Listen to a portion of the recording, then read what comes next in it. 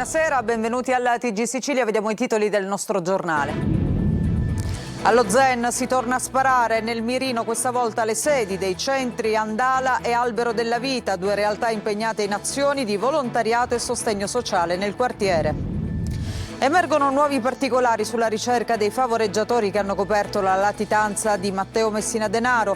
Al vaglio degli investigatori i rapporti tra la Primula Rossa e la sua cerchia familiare con la quale comunicava in codice. Alessio Catanzaro è rientrato a casa, il volontario catanese della Global Sumud Flotilla era stato sequestrato assieme agli altri italiani e tenuto prigioniero in Israele. Ai nostri microfoni denuncia i gravi soprusi subiti.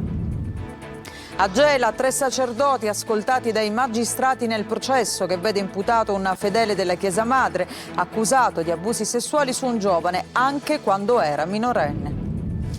Il maxi processo 40 anni dopo, Pietro Grasso presenta Umaxi al Teatro Imperia di Monreale alla vigilia della strage di Capaci. Una ferita mai rimarginata, dice l'ex presidente del Senato. Agrigento ancora le prese con la crisi idrica, famiglie senza acqua e la protesta dei cittadini esasperati dopo il fermo delle autobotti. Calcio, sale la febbre per l'attesa di Ascoli-Catania. Rossazzurri pronti alla trasferta in terra marchigiana per la semifinale d'andata degli spareggi, promozione in Serie B.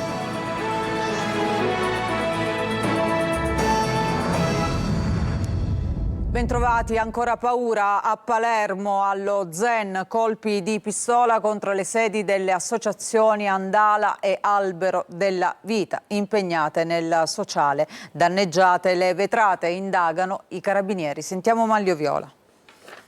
Tornano gli spari allo Zen di Palermo, ma ad essere presi di mira questa volta non sono gli esercizi commerciali e neanche le istituzioni. Destinatari dei colpi di pistola sono le sedi dei centri Andala e Albero della Vita, due realtà impegnate in azioni di volontariato a sostegno sociale del quartiere. Gli spari hanno danneggiato gli immobili che si trovano fra via Rocchi Marciano e via Gesia da Siracusa. I colpi di arma da fuoco hanno raggiunto le vetrate delle strutture, creando anche allarme fra i residenti. Una cosa simile a quanto accaduto nelle settimane e nei mesi scorsi contro la parrocchia dello Zen. Le associazioni svolgono attività in favore delle donne e dopo scuola per i bambini, ma i responsabili dei centri negano di aver mai ricevuto richieste estorsive o minacce e ritengono che l'episodio sia slegato anche dalle loro attività svolte nel quartiere. Le indagini sono affidate ai carabinieri che hanno effettuato rilevi scientifici sul posto e acquisito le immagini delle telecamere di videosorveglianza del comune in zona e degli esercizi commerciali privati dell'area. Solidarietà e vicinanza sono stati espressi dal sindaco Roberto Lagalla e dall'assessore ai servizi sociali Mimma Calabrò. Colpire queste associazioni significa colpire il lavoro quotidiano di chi costruisce comunità e opportunità nei territori più difficili, dicono i due esponenti comunali. E adesso torniamo a parlare del boss Matteo Messina Denaro nella ricerca dei favoreggiatori che hanno coperto la sua latitanza. Investigatori e magistrati stanno anche squarciando un velo sui 30 anni della vita della Primula Rossa e su tutta la cerchia familiare. Giorno dopo giorno emergono nuovi particolari. Li sentiamo nel servizio di Laura Spanò. A 3 anni dalla sua cattura e dalla sua morte, investigatori e magistrati della Procura di Palermo continuano a far emergere nuovi particolari sulla latitanza del boss Matteo Messina Denaro, come quando il boss insegnava alle sorelle Pice e Giovanna a neutralizzare le videocamere degli inquirenti per proteggersi. Purtroppo è andato tutto a scatafascio, scriveva Matteo Messina Denaro alla sorella Rosalia. La ferrovia non è praticabile, è piena, quindi capirai che non si può, al momento non so che dirti. Era il 24 maggio 2022, il boss comunicò con un breve messaggio il perché aveva interrotto bruscamente quello che aveva chiamato l'operazione Condor, ovvero l'incontro con Rosalia nella sua casa di campagna incontrata a Strasatto Paratore di Castelvetrano per lo scambio dei pizzini da fare girare. Ora si indaga per capire se qualcuno glielo abbia comunicato o lo abbia solo sospettato. E poi la lettera trovata nel covo del boss, dove emerge il rapporto di amore e odio che aveva nei confronti della figlia Lorenza Lagna, da lui chiamata con disprezzo Sciacqua Lattuga o Pinocchia. Alla sorella intimava: a Pinocchia non si deve dare niente, non solo le cose mie, ma nemmeno le cose che sono a casa di mamma. Spero di essere stato chiaro, vi prego, sbattetela fuori, ma non in modo tacito, le cose si comunicano per fare effetto, proseguiva. È rientrato questa notte a Mantova. A casa sua il catanese Alessio Catanzaro, attivista della flottiglia, sequestrato insieme agli altri italiani e tenuto prigioniero in Israele. Ai nostri microfoni denuncia i gravi e continui soprusi subiti. Ascoltiamolo. Siamo stati rapiti e portati in una nave prigione, un vero e proprio lager galleggiante, in cui siamo stati stipati in più di 200, in quelli che erano meno di 100 metri quadri, senza nulla per dormire, con solo magliette, senza vestiti, senza coperte. Ogni volta che provavamo a chiedere coperte o qualcosa per coprirci, le nostre richieste venivano accolte con spari dall'alto, spari sulla folla che hanno colpito diversi compagni, alcuni dei quali sono in ospedale. Quando siamo arrivati al porto di Ashdod ci hanno iniziato a seviziare psicologicamente e fisicamente in ogni modo. Siamo stati inginocchiati per ore in più posizioni, con manette, con fascette. Siamo stati condotti in una prigione nel deserto e lì ulteriormente siamo stati fatti inginocchiare per ore. Le persone anziane che non riuscivano ad alzarsi venivano picchiate nel momento in cui non riuscivano a stare in ginocchio o in cui cascavano dalla posizione di stress. E passato l'intera giornata poi così, quella di mercoledì, in una condizione di incertezza in cui venivamo costantemente trasportati da una cella all'altra, ammanettati, mani davanti, mani dietro la schiena, un'esperienza terribile. E il 67enne Francesco Patamia, ex ispettore della polizia locale, è morto in un incidente in un terreno privato di Acireale in via Santa Maria la Scala. La sua macchina si è ribaltata finendo contro un parapetto. Non sono ancora chiare le cause di questo incidente. Andiamo a Gela. 3 sacerdoti ascoltati dai magistrati in un'aula di tribunale nel processo che vede imputato un fedele della Chiesa Madre accusato di abusi sessuali su un giovane anche quando era minorenne. Gerry Italia. Una processione di sacerdoti, questa volta lontano dall'altare, è diretta verso il tribunale. È il quadro che si è presentato davanti al collegio penale presieduto dal giudice Fabrizio Giannola, dove sono stati ascoltati 3 testimoni chiave nel processo a carico di un fedele molto conosciuto nell'ambiente della Chiesa Madre di Gela e impegnato in numerose attività parrocchiali. Secondo l'accusa, l'uomo avrebbe avuto rapporti sessuali con un giovane, episodi che, stando alle contestazioni, si sarebbero verificati anche all'interno della chiesa in un periodo in cui il ragazzo non aveva ancora raggiunto la maggiore età. L'inchiesta prese avvio dalle dichiarazioni rese dal giovane, oggi parte civile nel procedimento. In aula hanno testimoniato il parroco e l'allora viceparroco della chiesa. Sarebbe stato proprio il viceparroco, insieme a una fedele impegnata nella gestione delle attività parrocchiali, a raccogliere per primo il racconto del giovane. Dalle testimonianze sarebbe inoltre emerso che il viceparroco informò il vescovo Rosario Gisana della vicenda, mentre il parroco avrebbe appreso dei fatti successivamente proprio dalla diocesi. L'esame dei testimoni si è svolto a porte chiuse, vista la delicatezza dei contenuti affrontati. La difesa dell'imputato intanto continua a respingere ogni accusa e parla di incongruenze nelle dichiarazioni della presunta vittima. Al centro dell'istruttoria anche il contenuto di alcune chat acquisite agli atti. Nelle prossime udienze sarà ascoltato lo stesso imputato che dovrà fornire la propria versione dei fatti. Una vicenda che riporta ancora una volta l'attenzione sulla diocesi di Piazza Armerina, già profondamente segnata dalla recente condanna definitiva dell'ex sacerdote ennese Rugolo per abusi sessuali su minori, e resta aperto anche il procedimento per falsa testimonianza che vede imputati il vescovo Rosario Gisana e il vicario giudiziale Vincenzo Murgano, accusati, secondo l'ipotesi della procura, di avere tentato di insabbiare il caso Rugolo. A Niscemi, dopo la visita della Premier Meloni e l'annuncio dello stanziamento di 150 milioni, gli sfollati continuano a chiedere risposte concrete e tempi certi per i ristori. Sentiamo.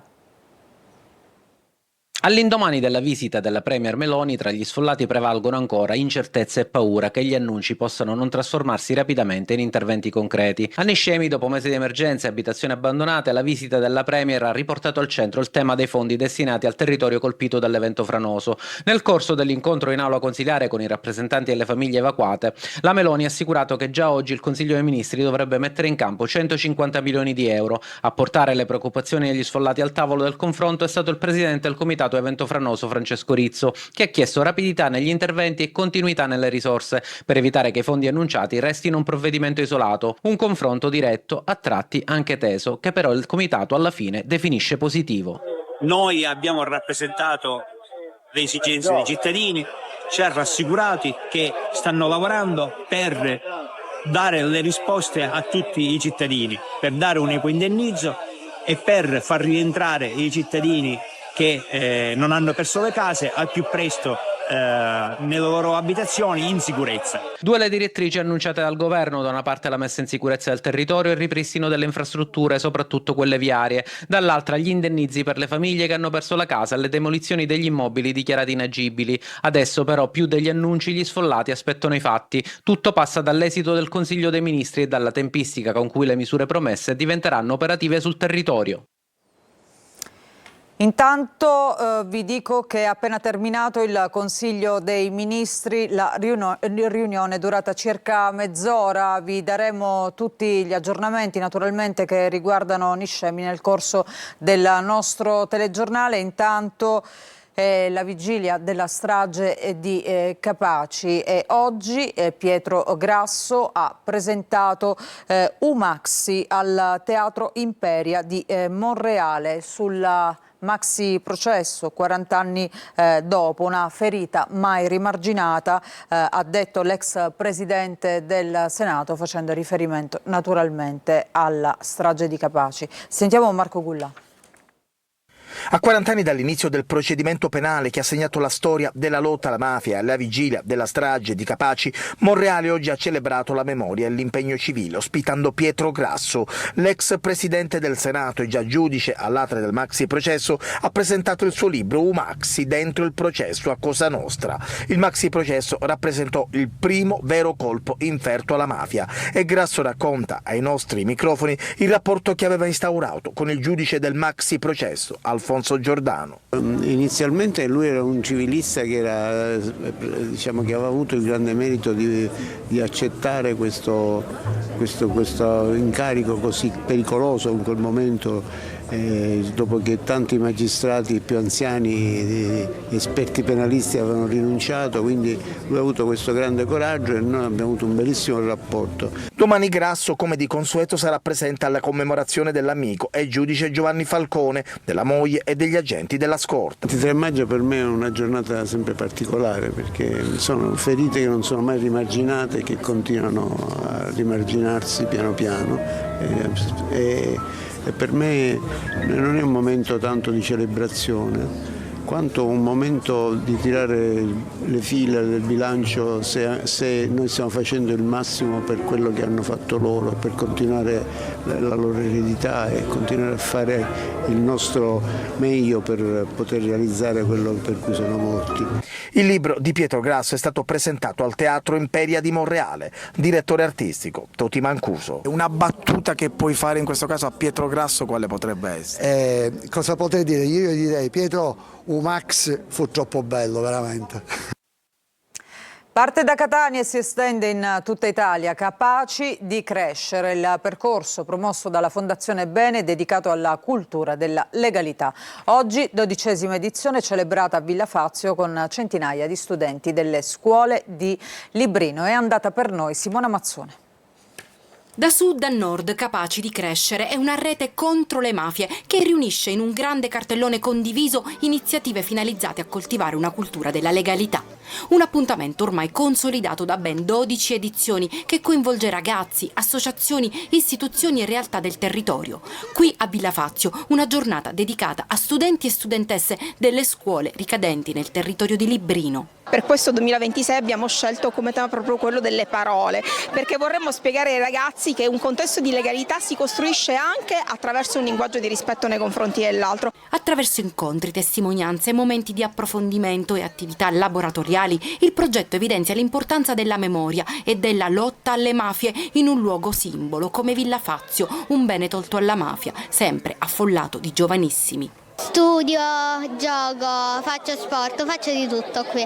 Studio, gioco, faccio le donne capriole. Per sconfiggere la mafia si parte da loro, tra giochi e condivisione, svago e cultura. Una volta realizzato questo quadro, che fine farà? Allora, i quadri più belli verranno scelti e domani hanno detto che faranno una mostra. Che cosa state disegnando? Una bilancia. Perché proprio una bilancia? Perché segno della giustizia. E poi spazio per giocare insieme. Chi vince? Io. Soprattutto io. Ho vinto io. Non è vero che ha vinto lui? No. Non dimenticando mai il vero valore della giornata. Tutti insieme per la legalità. Cambiamo argomento, sosta selvaggia, errori di valutazione e rigogliosi cespugli. A Catania le piste ciclabili sono molto spesso intransitabili. Sentiamo Tonino De Mano. Furgoni che scaricano merce a qualsiasi ora. Motorini, monopattini e persino enormi cespugli. Più che pista ciclabile sembra un vero e proprio percorso ad ostacoli per buona pace di chi puntava o confidava sulla mobilità sostenibile. Catania non è città per ciclisti, figuriamoci se gli amanti delle due ruote si avventurino in via Santa Sofia, tracciato tortuoso e ripido adatto agli scalatori. Come se non bastasse, la vegetazione spontanea sta invadendo la pista con piante di ogni tipo che ostacolano l'ipotetico transito delle biciclette. Cercasi ciclisti? Per la verità non se ne vede l'ombra neanche in via Bergamo. La strada non consente. È proprio inutile. Completamente inutile. È una pista ciclabile, però i ciclisti dove sono? Dove sono? A Catania. Catania non è una città per ciclisti, lei sa benissimo con tutte le salite che ci sono, non siamo in Emilia. A proposito di mobilità sostenibile, sembra funzionare la metropolitana a Cibali, ma questo residente mette in evidenza un altro paradosso. Non ci sono posteggi e anziché aumentare i posteggi, cosa fa il comune di Catania? Fa la pista ciclabile che non funziona completamente, non c'è spazio completamente, non la usa nessuno completamente per potersi vendere un po' di soldi del PNRR e di conseguenza diminuiscono ancora di più i posti del posteggio delle macchine per la metropolitana. Aspettiamo ore ed ore per vedere un ciclista, ma restiamo delusi. Di bici, da queste parti, c'è soltanto il disegno. Agrigento ancora alle prese con la crisi idrica. Da giorni tante famiglie sono senza acqua e dopo il fermo delle autobotti private cresce la protesta dei cittadini esasperati anche per una rete ormai ridotta a colabrodo. Sentiamo Davide Sardo. Ad Agrigento, in diversi comuni della provincia, continua l'emergenza idrica. Ci sono famiglie che denunciano di non ricevere acqua da oltre una settimana. A peggiorare la situazione anche il blocco degli autobottisti privati dopo la stretta imposta da AICA, che chiede la regolarizzazione delle utenze e nuovi controlli sul servizio sostitutivo. Come si vive senza acqua? Non si vive bene. Io, guardi, sto arrivando fra 2 giorni all'asciutto completamente. Mi dico, loro ci devono dire qualcosa. Intanto la rete idrica continua a perdere acqua tra guasti e condotte vecchie, una situazione che alimenta rabbia e disagi, soprattutto nelle periferie e nelle zone non servite regolarmente dall'acquedotto. C'è chi pur di avere qualche litro d'acqua raggiunge la fontana di Bonamorone per riempire bidoni e taniche da portare a casa. Io vado con i bidoni a Bonamorone a riempirmi il bidone di acqua, 2 bidoni, 3 bidoni ogni notte, perché io lavoro nella ristorazione, finisco a mezzanotte mi tocca salire da Agrigento, riempire il bidone con l'acqua, scendere a casa, scaricare l'acqua, si può fare questa vita. Nel frattempo prefettura, comuni e AICA cercano soluzioni tampone, mettendo a disposizione anche autobotti comunali per garantire un servizio essenziale ai cittadini. E adesso lo spettacolo a Vittoria, sul palco del teatro Vittoria Colonna, a spasso con Daisy, protagonista Michela Vukotic, con la regia di Guglielmo Ferro. È la storia di un'amicizia che va oltre i pregiudizi razziali e le differenze di età. Veronica Barbarino. L'idea è che non dovresti guidare. No. Troveremo qualcuno che lo faccia per te. Non accadrà mai, sono fatti miei. Nell'America del dopoguerra, la burbera Daisy, un'anziana insegnante ebrea, è costretta dal figlio ad accettare un autista per i propri spostamenti. Si tratta di Hawk, un uomo afroamericano con cui inizialmente è diffidente e distante. Questa non è la strada giusta. Ti ordino di tornare subito indietro. Eccolo là il negozio. Sul palco, a conclusione della stagione teatrale Vittoria Colonna d'Arte, Milena Vukotic dà anima e sensibilità alla protagonista di A spasso con Daisy per la elegante e misurata regia di Guglielmo Ferro. È uno spettacolo che ormai facciamo da tanto tempo che facciamo tutti e tre con grande passione e con grande convinzione. Salvatore Marino, Maximilian Nisi ed io. Il personaggio è una signora che sente molto anche il peso del razzismo che gli viene imposto. Tra ironia sottile e momenti di grande emozione, i due personaggi sviluppano un legame profondo e sincero, capace di superare barriere culturali e sociali. Mamma, vai a flirtare con le infermiere. Ci vuole tutto per sé. Uno spettacolo teatrale che con leggerezza e profondità fa sorridere, riflettere e commuovere. Lui ti paga ancora. Facciamo una pausa, ritorniamo tra poco con la nostra pagina dedicata al calcio. Vi aspetto.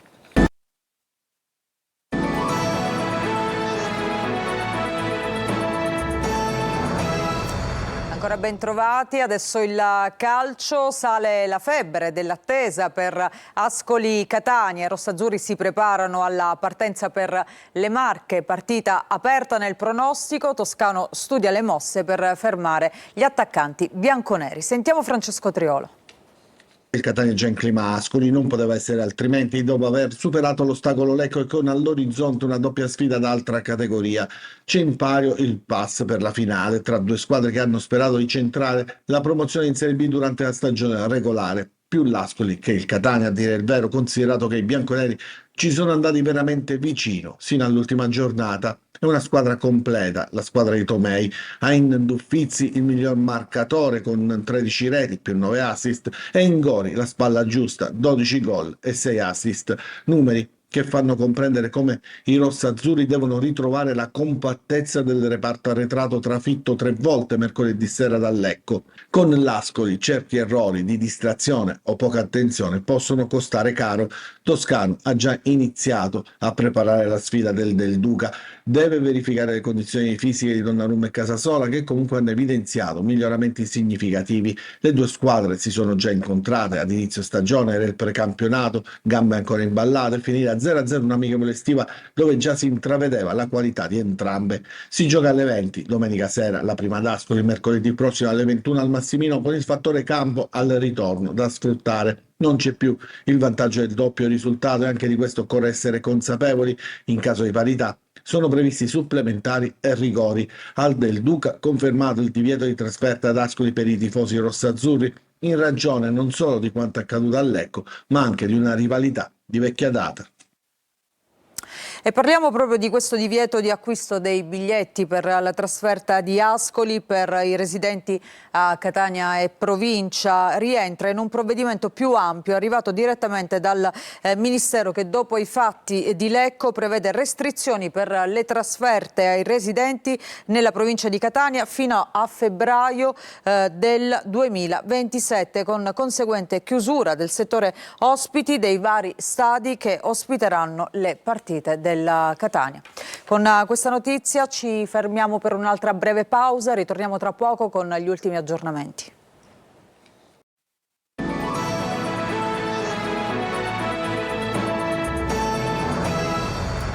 È morto a Palermo il regista e sceneggiatore Maurizio Diliberto. Nella sua lunga attività ha prodotto diversi documentari per la Rai siciliana, ma anche film e audiovisivi. Diliberto, padre del regista Piff, aveva 84 anni. Si è spento dopo un aggravamento delle condizioni di salute. Professionista di grande garbo e sensibilità, a Diliberto sono state conferite le cittadinanze onorarie di Palazzo Adriano, set del film Nuovo Cinema Paradiso di Giuseppe Tornatore, e di Santa Margherita Belice a Palazzo Adriano. Ricordiamo che il regista aveva girato il film Viva la Sicilia, punto e basta. Ci fermiamo, grazie per averci seguito, a tutti voi un buon proseguimento di serata.